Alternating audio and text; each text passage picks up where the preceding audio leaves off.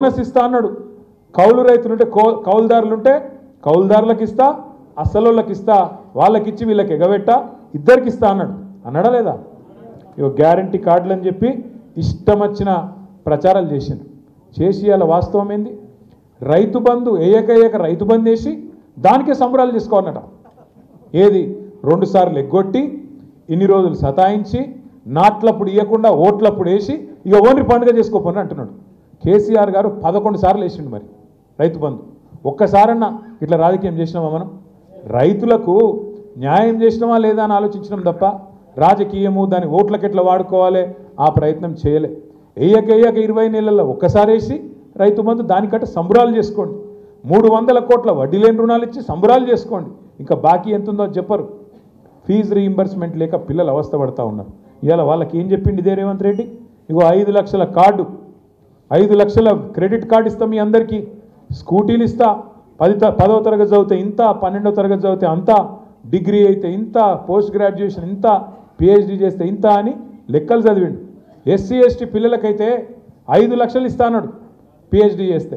ఒక్కలకన్నా వచ్చిందా రాష్ట్రంలో? మా ఆడబిడ్డలకు చెప్పిండు తులం బంగారం ఇస్తా అన్నాడు. కేసీఆర్ ఏం చెప్పిండు? కేసీఆర్ గారు మన కళ్యాణ లక్ష్మి ఇస్తున్నాడు, కానీ పెళ్ళైనాక 6 నెలలకు వస్తుంది, మీరు లగ్న పత్రిక పెట్టుకోండి అక్క, నేను పంపిస్తా, తులం బంగారమే ఇంటికి పంపిస్తా అని చెప్పిండు. మరి ఇలా బంగారం షాపులు మూతపడ్డాయా? ముఖ్యమంత్రి గారికి పలుకుబడి తగ్గిపోయిందా? ఎవడేమన్నా ఇచ్చితందుకు లేదా? ఏంది బంగారం కూడా ఇప్పటివరకు పత్తా లేదు, అత్తా లేదు. ఏమన్నా అన్నావు అనుకో గట్టిగా ఏమున్నదా? కేసీఆర్ అప్లపాలు చేసిపోయాడు. అందుకే నేను చెప్తలేను. వెనకటికి ఎవడో చెప్పిండు ముఖం బాగాలేకనట్టు అద్దం బల్ల కొట్టుకుంటాడట. ముఖం బాగాలేక అద్దం బల్ల కొట్టుకున్నట్టు హిందీలో చెప్తారు చూడు, నాచ్ నాయే ఆంగన్ తేడా అని. నీకు చేతగాక, నువ్వు దద్దమ్మవయ్యి, నీకు ప్రభుత్వాన్ని నడిపే సమర్థత లేక, రాష్ట్ర సంపద పెంచే తెలివి లేక, మరి ఆనాడు కేసీఆర్ గారు కరోనాలో కూడా డబ్బులు ఇవ్వలేదా రైతులకు? మొత్తం పైసా, ఒక్క బుడ్డ పైసా లేదు ఆదాయం కరోనాలో వచ్చిందా రాష్ట్రానికి? లేదు. అట్లాంటి టైంలో కూడా పెన్షన్లు ఆగినాయా? కళ్యాణ లక్ష్మి ఆగిందా? కేసీఆర్ కిట్ ఆగిందా? రైతు బంధు ఆగిందా? జీతాలు ఆగినాయా? అన్నీ చేసుకుంటూ నడిపింది కదా కేసీఆర్ గారు. ఎంత కష్టం ఉన్నా, ఎంత ఇబ్బంది ఉన్నా అన్నీ సదురుకొని ఒక పెద్ద మనిషిలాగా ఒక తండ్రి పాత్రలో అందరినీ కలుపుకొని నడిచిండ్రు కేసీఆర్ గారు. నా ప్రార్థన మీ వికారాబాద్ జిల్లా సోదరులతోని ఒకటి, మనం పరిగిలో ఓడిపోయినాం. మహేశ్వర్ రెడ్డి గారు బ్రహ్మాండంగా పనిచేసారు. వికారాబాద్లో ఓడిపోయినాం. ఆనంద్ గారు బాగా పనిచేసినా అక్కడ మరి ఏ కారణం చేతనో స్వల్ప తేడాతోని అక్కడ కూడా ఓడిపోయినాం. తాండూరులో కూడా తక్కువ మెజారిటీతోని అక్కడ కూడా ఓడిపోయినాం. మన వికారాబాద్ జిల్లాలో మళ్ళీ తిరిగి అట్లాగే కొడంగల్లో కూడా మనకు కొంత నష్టం జరిగింది. ఈసారి వికారాబాద్ జిల్లాలో ఒక్క సీటు కూడా కాంగ్రెస్ పోకుండా పూర్తి స్థాయిలో మళ్ళీ గులాబీ జెండా ఎగిరే విధంగా చేసుకోవాల్సిన బాధ్యత, పట్టుబట్టి పనిచేయాల్సిన బాధ్యత మన మీదనే ఉన్నది. ఎందుకంటే ఏం కోల్పోయినరో మీకు తెలుసు. ఒక రకంగా మనకు మంచి జరిగింది. ఎందుకంటే అప్పుడప్పుడు చీకటి చూస్తేనే వెలుగు విలువ తెలుస్తుంది. అట్లనే గుర్రం విలువ తెలవాలంటే గాడిదలను కూడా చూడాలి. ఇక నేను ఎవరు గాడిదే నేను మళ్ళీ చెప్తే మళ్ళీ అదొక కథ.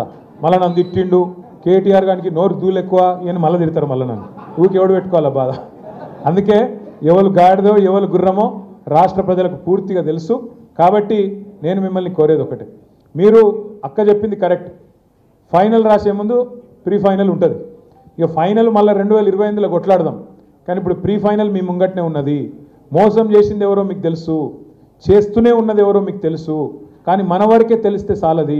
మనం ఏం పని చేసినాం, వాళ్ళు ఎంత మోసం చేసిండ్రు, లెక్కలతో సహా ప్రతి ఇంటికి పోయి చెప్పాల్సిన బాధ్యత మన మీదనే ఉన్నది. ఈ రాబోయే ఎన్నికలు ఆషామాషిగా తీసుకోనికి లేదు. నేను ఆనంద్ గారిని కోరుతా ఉన్నా, జిల్లా పార్టీ అధ్యక్షులు అక్కను కూడా కోరుతా ఉన్నా, పెద్దలు శ్రీమతి సవితక్కను, ఈ ఎలక్షన్లను ప్రతిష్టాత్మకంగా కొట్లాడదాం. ఎందుకంటే మీరందరూ మా కోసం కష్టపడ్డారు. మరి మేము మీకోసం కష్టపడకపోతే దానికి ఇక రాజకీయానికి అర్థం కూడా లేదు. అందుకే ఖచ్చితంగా మీకోసం మేము కష్టపడతాం. పార్టీ మొత్తం సపోర్ట్గా ఉంటుంది మీకు, అన్ని రకాలుగా మెటీరియల్తో సహా మొత్తం పార్టీ నుంచి మీకు అందుతుంది. అన్ని జిల్లాలకు కూడా పంపిస్తాం. మీరు ఇంటింటికి తిరగాలి, కాకపోతే ఇంటింటికి తిరగాలి, కడుపులో తల పెట్టాలి, మొత్తం చెప్పాలి. మళ్ళీ మోసం అవుతుంది, మళ్ళీ మోసం జరుగుతుంది. ఈ ఓట్ల కోసమే ఈసారి రైతు బంధు వేసిండు, అది కూడా అరకొరనే వేసిండు. 15,000 అన్నాడు, 12,000కే పెట్టిండు, సగం కట్ చేసిండు. చెప్పాలి, తులం బంగారం రాలేదు, ఏది రాలేదు. కర్రు గాల్చి వాత పెట్టకపోతే రాబోయే రోజుల్లో మళ్ళా నష్టం జరుగుతుంది. కాబట్టి ఖచ్చితంగా మనం కాంగ్రెస్కు బుద్ధి చెప్పాలి, 6 గ్యారంటీల మీద చేసిన గారడీలకు బుద్ధి చెప్పాలని చెప్పి తప్పకుండా మనం ప్రజలకు విజ్ఞప్తి చేసుకోవాలి. నేను మళ్ళీ చెప్తున్నా మీకు అనిల్ గారు, మీ అదేవిధంగా మీ మండల పార్టీ అధ్యక్షులందరికీ, పోలీసు నెగురుడికి అధికారులు కాంగ్రెస్ పార్టీ కార్యకర్తల్లాగా పనిచేస్తున్నారనే మీ ఆవేదనకు అర్థం ఉంది. నిజంగా కూడా అట్లే జరుగుతూ ఉంది. చాలా విచిత్రంగా ఉంది. నిన్నగాక మొన్న నేను చూసిన బాల్కొండలో పోలీస్ స్టేషన్లో కాంగ్రెస్ పార్టీలో ప్రెస్ మీటింగ్ పెట్టించారు. ఏం చేయాలి మనం? పోలీస్ స్టేషన్ లోపల కాంగ్రెస్ వాడు ప్రెస్ మీట్ పెట్టిండు. నేను డీజీపీ గారికి చెప్పిన, సపరేట్గా వాళ్ళకి ఆయనతో యూనిఫామ్ ఇచ్చి వాళ్ళని నడుపుకోమని రాదు, ఎందుకు మీ పోలీసు వాళ్ళని నేను చెప్పిన. నిజం కాదా? గంత ఇజ్జత్ తక్కువ వ్యవహారం నడుస్తూ ఉంది ఇలా రాష్ట్రంలో. ఎవరు ఏమనుకున్నా ఇది వాస్తవం. మల్కాజ్గిరిలో ఇంకా ఘోరం. ఇద్దరు గుండగాళ్ళు వచ్చి రోడ్డు మీద గంట సేపు ట్రాఫిక్ జామ్ చేస్తే ట్రాఫిక్ పోలీసు వాడు ఏం చేస్తుండు, వాడు లోకల్ సిఐ ఏం చేస్తుండు, ఆ లోకల్ సిఐని ఆ గుండగాడు బానెట్ మీద నీ కూర్చొని ఇక్కడ రా, వాన్ సంగతి చూడు, వీని సంగతి చూడంటే ఈ రాష్ట్రం ఎవరు నడుపుతున్నారు? కొంతమంది గూండాలు కాంగ్రెస్ కార్యకర్తలు నడుపుతా ఉన్నారా? ఇంత హీనంగా ప్రవర్తిస్తారా? అందుకే వీళ్ళందరికీ ఒక్కటే మందు, సర్వరోగ నివారణ ఏంటిది? జిందా తిలిస్మాత్. గట్లనే మీరు రేపు లోకల్ బాడీ ఎన్నికల్లో గులాబీ జెండా ఎగిరేస్తే వీళ్ళందరూ లైన్ కట్టి ఆనందింటికాడ మీ ఇంటికాడ నిలబడకపోతే నన్ను పట్టుకోండి. మీరు గట్టిగా తలుసుకొని జెడ్పీటీసీలు ఎంపీటీసీలు కొట్టండి. 100% నేను చెప్తున్నా. అరే రాష్ట్రంలో గాలి మళ్ళీందిరాబాయ్, సపరేట్గా మనం కూడా తోవ పట్టవలసిందే. కేసీఆర్ గారు మళ్ళీ తిరిగి అయితేనే ఉన్నాడు ముఖ్యమంత్రి. సపరేట్గా మనం కూడా మంచిగా మెసలకుండా ఉంటే మంచిది. అధికం చేస్తే కాంగ్రెస్ వాళ్ళ పేరు చెప్పి కాంగ్రెస్ వాళ్ళ మాటలని మనం కూడా సంకనాకి పోతాం రాని వాళ్ళు కూడా అర్థం చేసుకుంటారు, మీ తోవకు వస్తారు. దీనన్నిటికీ పరిష్కారం ప్రజలను జాగృతం చేయడం, ఇంటింటికి పోవడం. మనం ప్రచారం కూడా ఈసారి సీరియస్గా చేయాలి. ఏదో ఆషామాషిగా లైట్గా చేయొద్దు. ఆనంద్ ఎలక్షన్లో కూడా మీరు కష్టపడలేదని నేను అనను. కానీ రకరకాలు జరుగుతుంది ఎన్నిక అన్నప్పుడు ఈసారి మాత్రం టికెట్ ఒకరికే వస్తుంది కదా, బీఫామ్ ఒకరికే వస్తుంది కదా.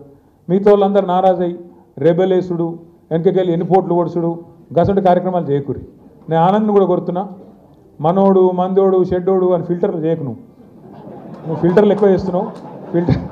అట్లా కాకుండా ఆనంద్ గారు, నా రిక్వెస్ట్ మీతోని, మీరు మంచిగా విచారించండి. సమాజంలో ఆ ఊళ్ళే నేనేం చేస్తున్నానో సిరిసిల్లలో చెప్తా, మీరు కూడా ఆలోచన చెయ్యండి. ఏం చేస్తున్నామంటే రిజర్వేషన్లు ఇంకా బయటికి రాలేదు. నేను మొన్న అందరూ మండలం బై మండలం మా పార్టీ ముఖ్యులతో ఒక్కొక్క మండలంలో 200-300 మందితో మీటింగ్ పెట్టుకొని మా వాళ్ళకి ఏం చెప్పినా అంటే, మా దగ్గర 58 ఎంపీటీసీలు ఉన్నాయి, 5 జెడ్పీటీసీలు ఉన్నాయి. ఏం చేసినా అంటే మొత్తం ప్రతి ఎంపీటీసీ స్థానానికి మా మున్సిపాలిటీకి వెళ్ళి ఒక సీనియర్ని ఇన్ఛార్జ్ చేసిన. నువ్వు మీ వికారాబాద్ మున్సిపాలిటీకి వెళ్ళి కూడా ఒక్కొక్క సీనియర్, ఒక కౌన్సిలర్ కావచ్చు, మాజీ కౌన్సిలర్ కావచ్చు, పెద్ద మనిషి కావచ్చు, సీనియర్ నాయకుడు కావచ్చు, ఆ ఎంపీటీసీ స్థానానికి ఇన్ఛార్జ్ అయ్యు. ఈ లోపల మీ వాళ్ళని ఏం చేయంటే, ఏ ఊర్లే ఒక మంచి కొత్త కమ్మ పెట్టుకొని, ఏ ఊర్లే ఎవలోలు, ఓసీ అయితే జనరల్ అయితే ఎవరు, ఎస్సీ అయితే ఎవరు, బీసీ అయితే ఎవరు, ఎస్టీ అయితే ఎవరు, మన వాళ్ళు పోటీదారులు ఎవరు ఉన్నారో ఒక మంచిగా ఒక పేపర్ మీద అన్ని ఎంపీటీసీ స్థానాలకు గాను రాసుకోండి. జెడ్పీటీసీలకు కూడా అట్లే రాసుకోండి. అటెన్క మీరు కావాలంటే సర్వే చేపిద్దాం, లేదా మీరు ఇన్ఛార్జ్ లెవెల్ అయితే పంపుతారో వాళ్ళు ఒక చాన్బీన్ చేసి మొత్తం అందరితో విచారించి సమాజంలో ఎవరికి పేరున్నది ఏంది, ఎక్కడన్నా దబ్బని ఏదైనా ఊళ్ళో బుద్ధిమంతులు ఉండే అందరు కలిసి ఒకటే పేరు